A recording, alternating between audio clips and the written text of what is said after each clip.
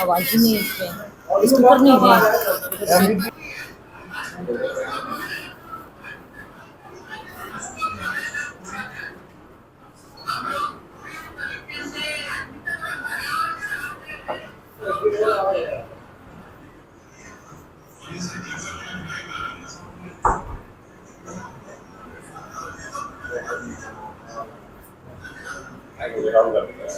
चलो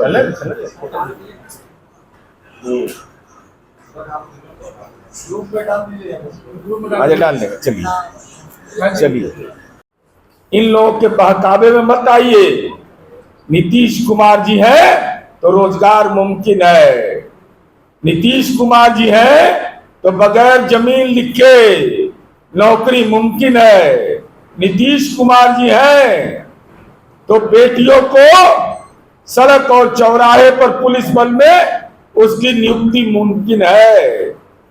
नीतीश कुमार जी हैं तो आंगनबाड़ी सेविका का बेटा टॉपर बन सकता है। नीतीश कुमार जी हैं तो इलेक्ट्रॉनिक रिपेयर शॉप चलाने वाले पिता की बेटी प्रियांगी मेहता टॉपर बन सकती है।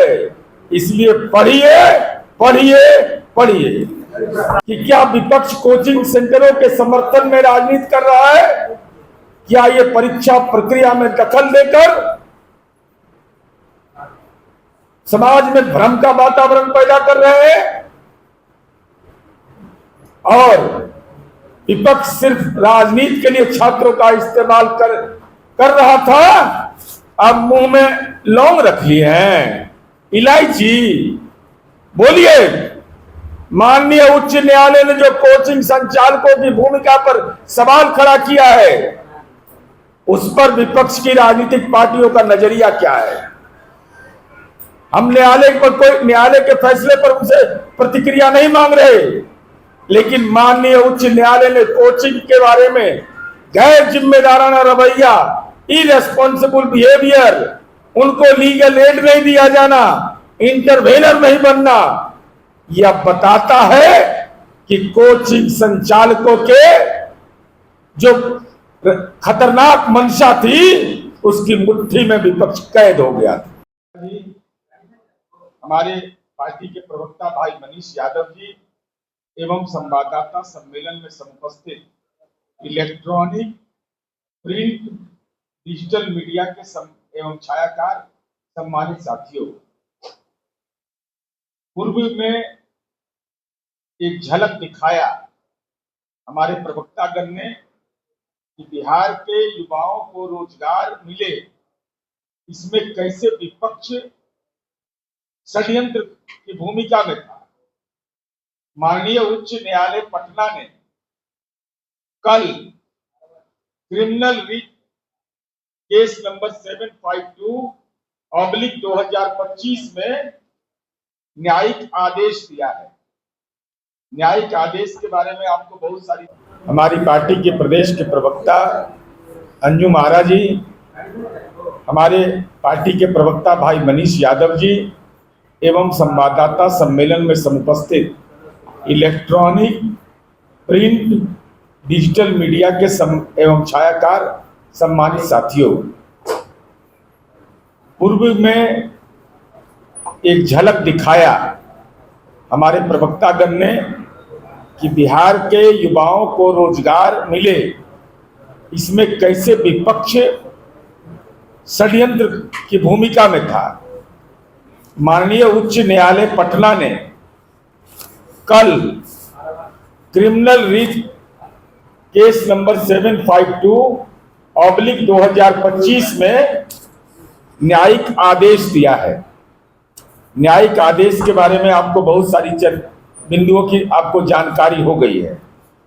हम केवल नेताजी का चरित्र दिखाना चाहते हैं।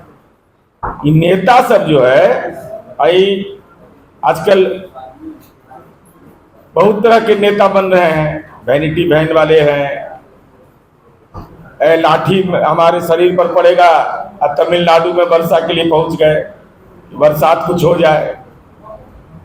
जीवन और क्या क्या नहीं कहा गया वो बाद में बताएंगे, पहले जरा ये वीडियो देख लीजिए सब लोग।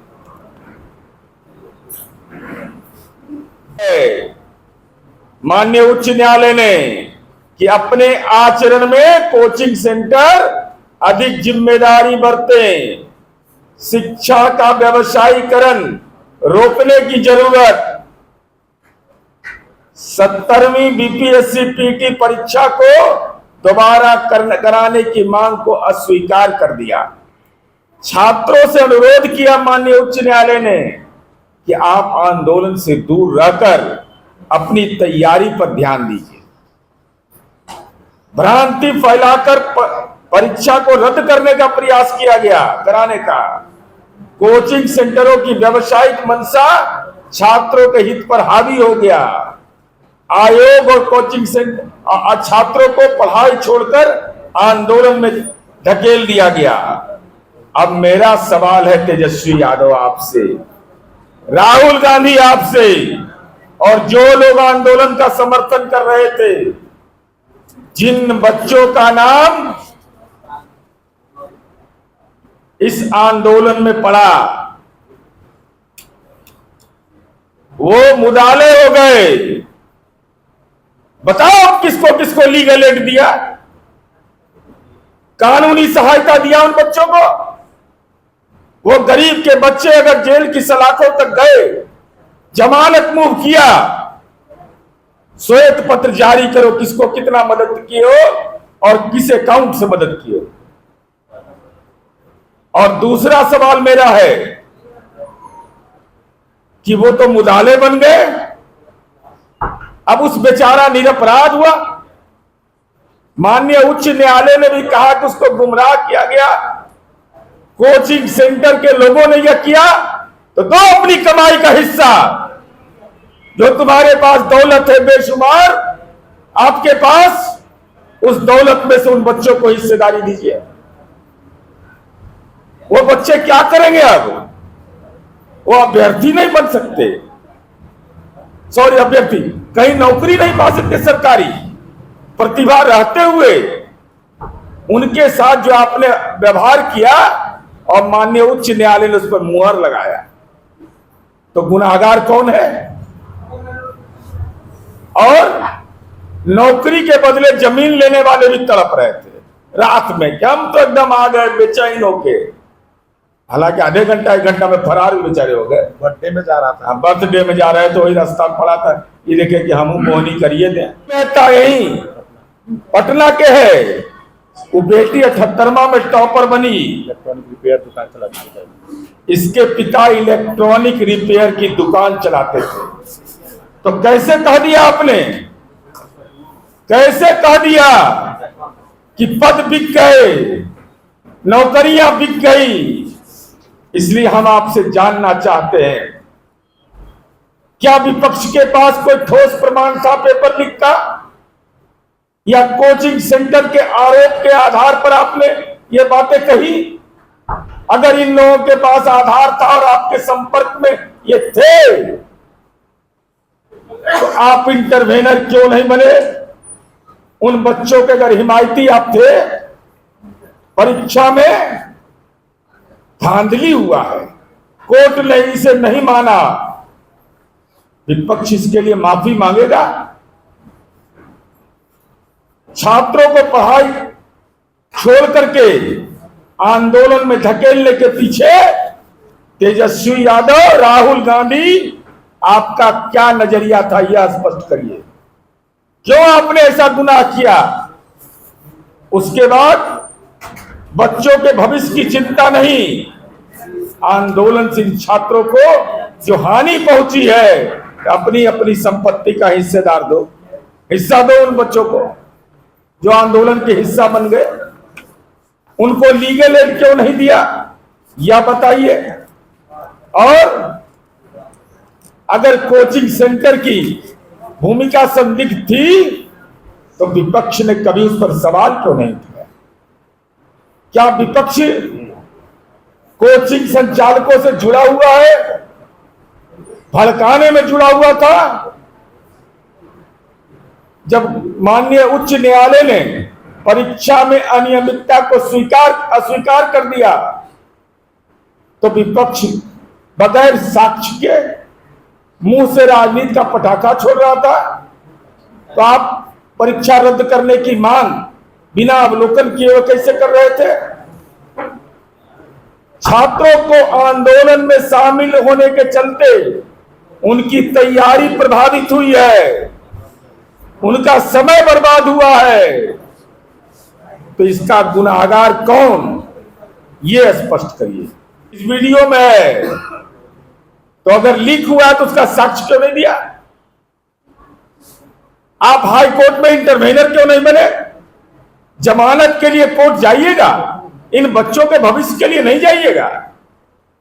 आई कोचिंग संचालक साहब क्यों नहीं हाई कोर्ट में हस्तक्षेप किया? इंटरवेनर क्यों नहीं बने? अपनी संस्था के माध्यम से क्यों नहीं बने? हम ये जानना चाहते हैं आपसे।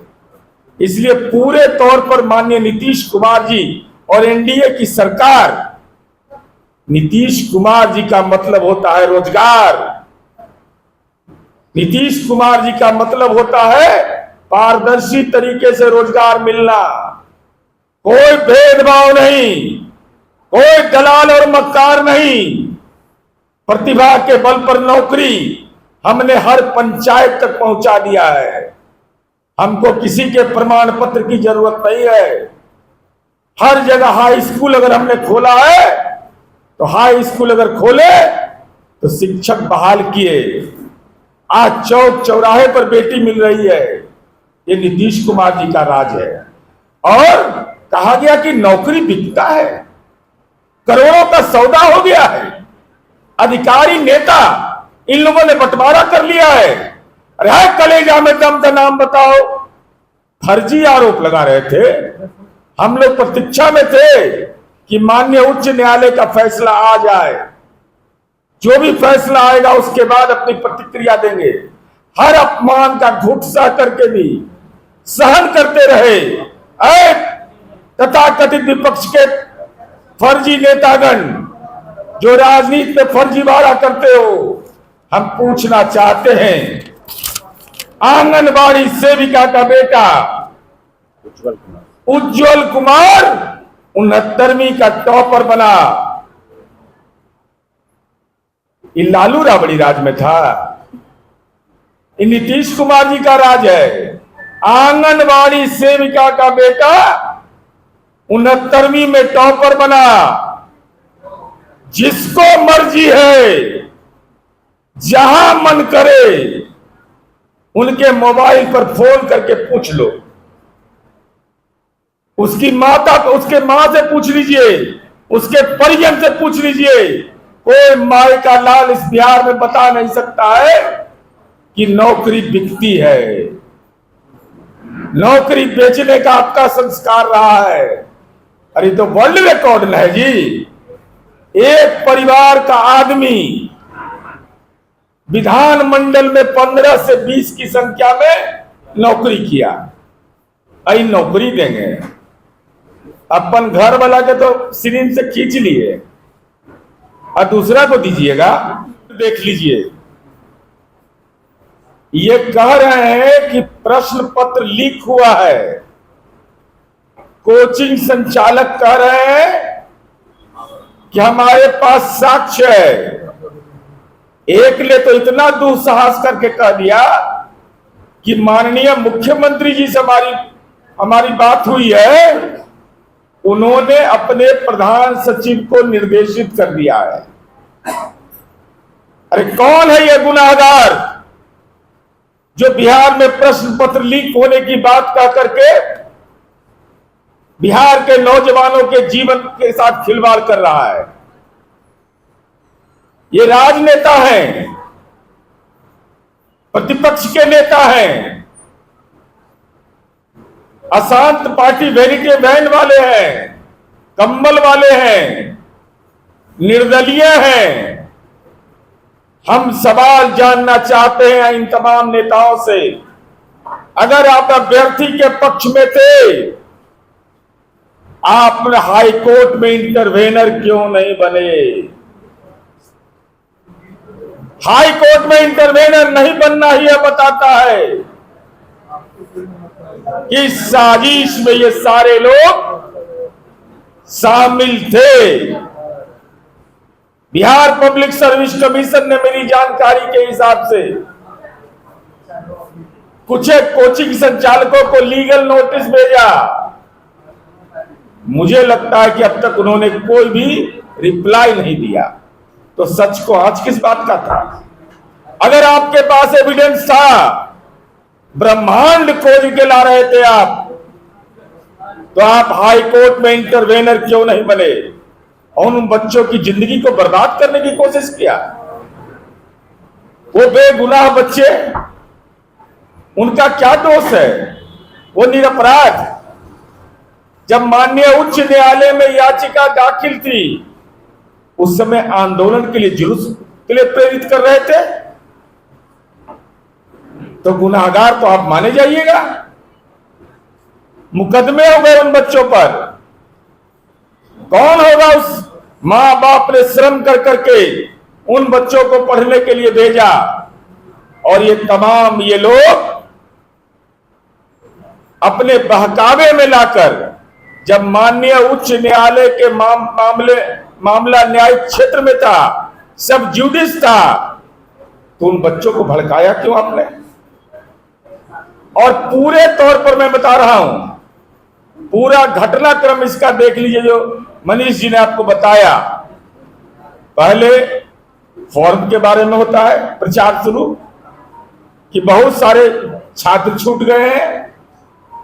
जब परीक्षा आयोजित होने के पहले नॉर्मलाइजेशन की बात होती है, 20-25 दिन यह बात चलता है, फिर मार्केट से यह बात खत्म हो जाता है, फिर जो ही परीक्षा आयोजित होती है फिर शुरू कर देता है, 2-3 दिन के बाद परीक्षा को रद्द करो। ये पूरे तौर पर एक खतरनाक साजिश थी बिहार के अंदर में।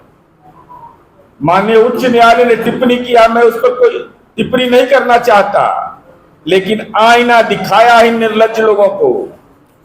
जो निर्लज्ज लोग हैं, कहा है माननीय उच्च न्यायालय ने, कोचिंग सेंटर और शिक्षा माफिया पर संदेह व्यक्त किया है। कहा है ये लोग मांग किया था कि सीबीआई जांच हो या किसी अन्य एजेंसी से। इन्होंने कहा कि कोर्ट ने इस संदर्भ में ठोस प्रमाण न होने के कारण इसको अस्वीकार किया। यह कहा है माननीय उच्च न्यायालय ने, कार्यकारी न्यायाधीश, मुख्य कार्यकारी न्यायाधीश और एक अन्य न्यायाधीश के डबल बेंच का फैसला है। कहा कि कोचिंग सेंटर वरदान है कि अभिशाप है?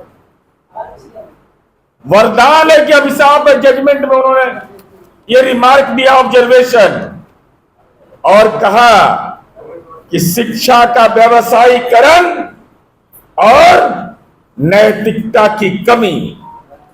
ये माननीय उच्च न्यायालय बोल रहा है, एक कोचिंग सेंटर वाला ही पढ़ाका सब जो है उसके बारे में, जो कह रहे थे, बच्चों को भड़का रहे थे, और कहा कि कोर्ट ने कोचिंग सेंटरों को अधिक जिम्मेदार बनने की सलाह दिया। परीक्षा की तैयारी में छात्रों को कोचिंग सेंटर मालिकों ने आंदोलन के लिए प्रेरित किया। ये गुनाह आपके बारे में बताया कि आपने बच्चों के साथ ये गुनाह किया है। सोशल मीडिया पर इन लोगों ने बच्चों को भड़काने का काम किया। कोर्ट ने इसे इररेस्पॉन्सिबल बिहेवियर माना, कहा यह गैर जिम्मेदार कदम है। यह माननीय उच्च न्यायालय कह रहा है। आंदोलन को राजनीतिक समर्थन मिलने की संभावना व्यक्त किया। कोर्ट ने कहा कि परीक्षा के सामान्यीकरण के बजाय छात्रों को आंदोलन में शामिल किया गया। कोचिंग सेंटरों ने अधिक लाभ कमाने की मंशा से, रुपया कमाने के लिए इस आंदोलन का समर्थन किया, और वह मीडिया में प्रमाण भी आ गया था, सोशल मीडिया में, कि एक तरफ बच्चों को आंदोलन करने के लिए प्रेरित किया जा रहा था, दूसरी तरफ जनरल स्टडीज के नाम पर मेंस की तैयारी के लिए आर्थिक दुकान भी खोल लिया गया था। तमसोमा ज्योतिर्गमय गुरुकुल शिक्षा मंदिर संस्थान के साथ बनाए अपना भविष्य। रेगुलर और प्रोफेशनल कोर्सेज, सेकेंडरी और senior secondary courses, law, teachers training courses, pharmacy and nursing के साथ पैरामेडिकल में डायरेक्ट एडमिशन पाए। वेबसाइट विजिट करें या दिए गए नंबर पर कॉल करें। हमारा पता है गुरुकुल शिक्षा मंदिर संस्थान, कल्याण चौक, DS कॉलेज रोड, कटिहार। हमारा वीडियो अगर आपको अच्छा लगा हो तो आप हमारे वीडियो को लाइक करें, शेयर करें और हमारे चैनल को सब्सक्राइब जरूर करें।